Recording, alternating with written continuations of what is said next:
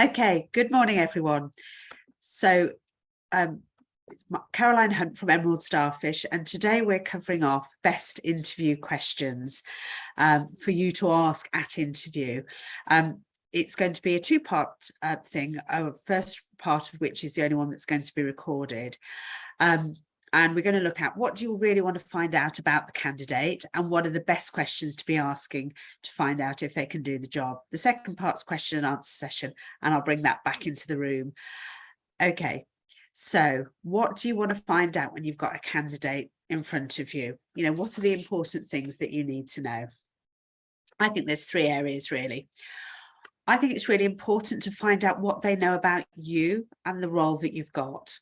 The reason I think this is important is candidates, and I'm sure we've all seen it, candidates turn up for interview, they're not sure what you do, they're not entirely sure on the job.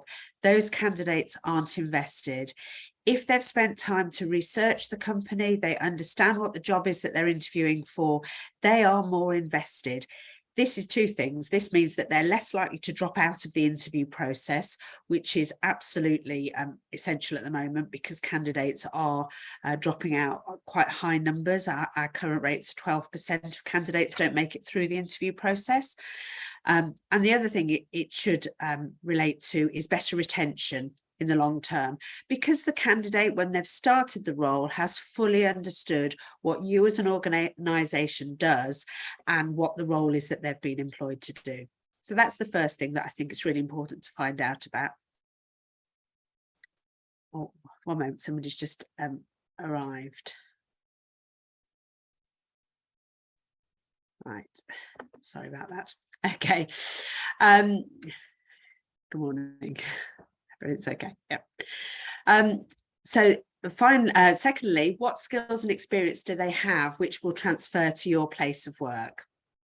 So this is going through their CV and really understanding what they're going to bring to the organisation. And we'll look at this in more detail when we look at their history. But I think it's really important to think about things like, you know, how far back in their job history will be relevant to you. And, you know, to look at gaps. But as I say, we will look at that in more detail. So I just wanted, and then finally, how do their values match yours? So we're specialists within the SME market, and so all of our clients that we deal with are within this market, and the big thing that they are most interested in is how people fit within an organisation. Do they understand the quirks of the business? Do they understand that the roles need to be flexible, or they need to be flexible and adaptable, because what they're being asked to do one day in 6 months' time might not be the case at all. Okay. So what I've done is I've come up with three areas that I think are really key to ask about. So the first of which is the job history. And what I'm looking for when I'm interviewing is for their progression on their CV. You know, why have they moved through their career, and what is it that they have done in each different roles? I would look for reasons for leaving roles. And I would look for gaps on CVs as well. You know, in 90% of cases, there is a really good reason why somebody leaves a role without another job to go to. But I would want to look and explore this to make sure that the reason that why people left roles was what they said it was. And then the final area I would look at would be for any patterns as well. So and I would question them about this. So in the same way that, you know, I'm a big believer, and we'll come on to this in the next section, is that past performance is the best predictor of future behaviour. If you've got a CV in front of you and you can see that somebody has left a job every 18 months, you know that that's most likely the length of time they're going to stay with you. So I would ask them, you know, what I can see from your CV that you change jobs every 18 months. What do we need to give to you in this company to ensure that you stay for longer than that? You know, and I would just look for any patterns like that. So, you know, why did you leave this role? If for the previous two roles they've left because of disagreements with the managers, again, it's a pattern that could be repeated, and I'd be a little bit nervous about that. Okay. So the second area is competency-based questions. Oh, go back.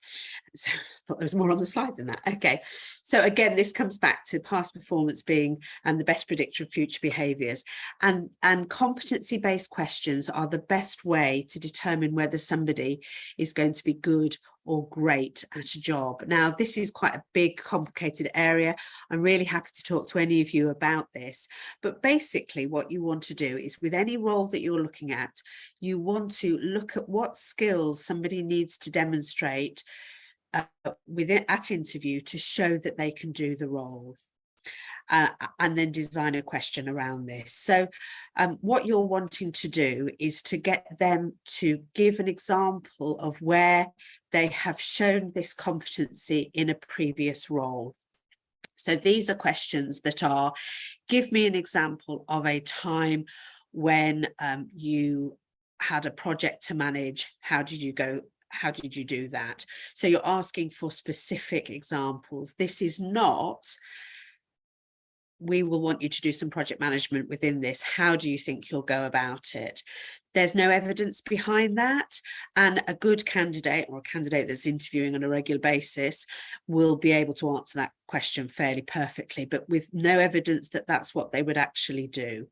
So what you want the candidates to be is to be really specific in their answers, and you want to make sure that they've got a really good answer, and a variety of answers as well. So an example for this would be, for example, if you were looking for an administrator role, key competencies that you might want to look at are things like planning and organisation, initiative, and possibly adaptability, because it's a role where there's lots of things happening. And so you would want to ask questions around that. So give me an example of how you would plan and organise your time in your current role or in your last position. And what you're looking for, and you should create, is a list of positive indicators that you can almost tick off against those. So, you know, do they use a diary system? Is there, do they have clear priorities that they want to do on a daily basis? What happens if something unexpected comes in? So that you can really see whether candidate A is more competent at planning an organisation than candidate B. Okay. So I think within the SME marketplace, the adaptability and flexibility questions are really important, because, you know, from talking to clients, those are the candidates that don't last, whether they can do the job or not. If when, you know, things get busy, if they can't pick up or do something different because they're only doing their own role, they will struggle within an organisation, and they'll have a limited time frame within an organisation. So that would be the second area that I would look at. And then the final area is values questions. So, as I say, we specialise within the SME market, and the most important thing with a small business is how somebody fits within the organisation, not necessarily the skills that they're bringing into the organisation. And this is about how their values meet your values. So, and I mean, first of all, you need to be really clear in terms of your values and what values are important in terms of who you're employing into your business. But the sorts of questions you want to ask around this are things like, what gets them up in the morning? What's the most important thing to them in terms of their boss? What sort of feedback do they need to get on a regular basis? What values do they live their life by? And then you need to think about how these fit within your values, and how much of a match there is, because, as I say, that's the real square peg in a round hole in terms of small businesses. Okay, so thank you. That's all of my presentation. So there are those three areas that I would look at. So job history and going over why somebody has got the right skills and experience. Great question there is, tell me what you do on a daily basis and what your priorities are. To think about competency-based questions, you want a maximum of 4 of these questions where you get them to tell you about something they've done in the past that relates to it, and then finally how their values fit within your organisation. If you want any help with any of this, please feel free to book a strategy session with me, and I'll put the link in beneath. All right, thank you very much.